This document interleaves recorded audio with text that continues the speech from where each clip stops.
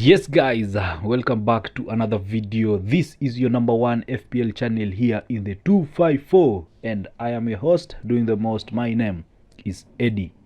In this video, I'm doing a recap of what transpired in game week 5 and how we are gonna prepare for game week 6.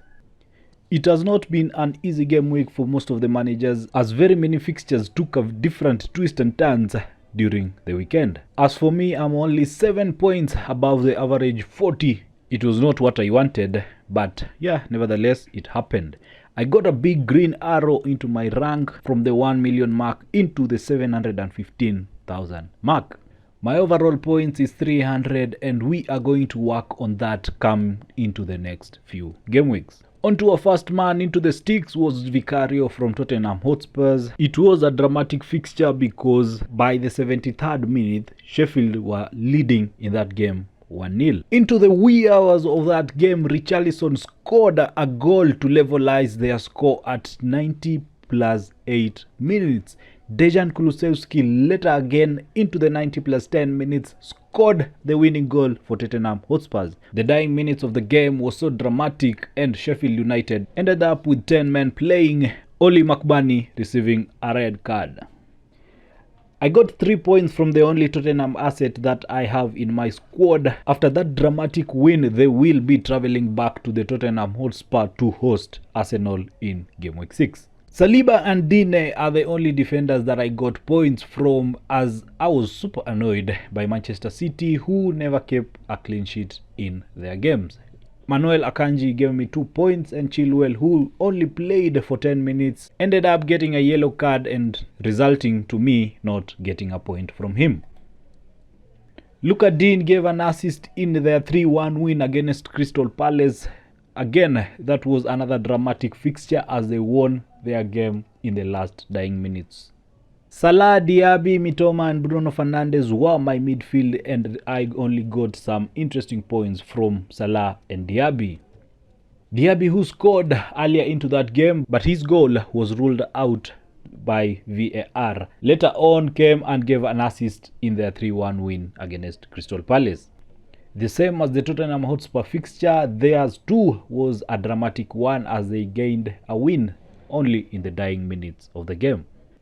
Liverpool had a feast of goals as they thrashed their opponents Wolves 3-1. Salah's dream to have a hat-trick of assists was cut short after the last goal was ruled out to be an own goal. But out of the 2 assists that he gave, I ended up getting 10 points after him getting 2 bonus points from that game.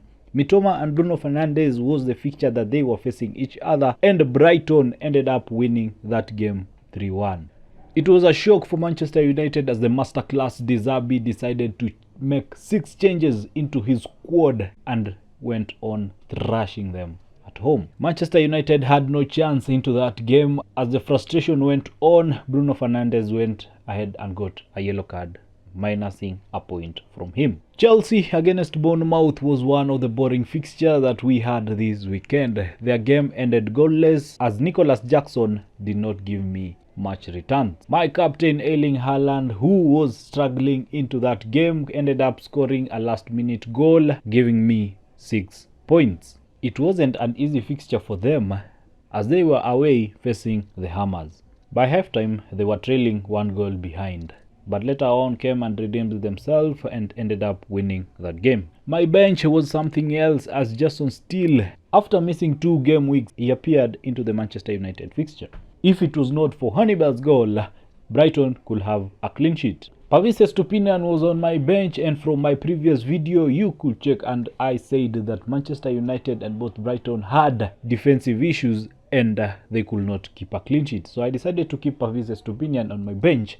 But later on into the press release that was given before the deadline, Pavis did not travel with the team. It was a shock move as Newcastle had a rotation of players and Elliot Anderson played their fixture in game week 5.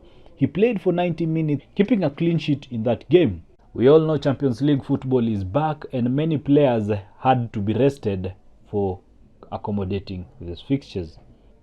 Mubama, as always, I got no point from him as he did not feature in their fixture.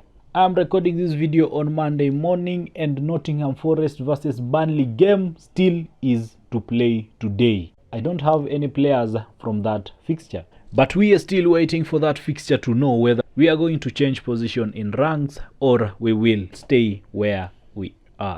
And share. Also put the notification bell on for you to be notified on my next video upload. Thank you again for watching. I salute you guys. See you in the next video.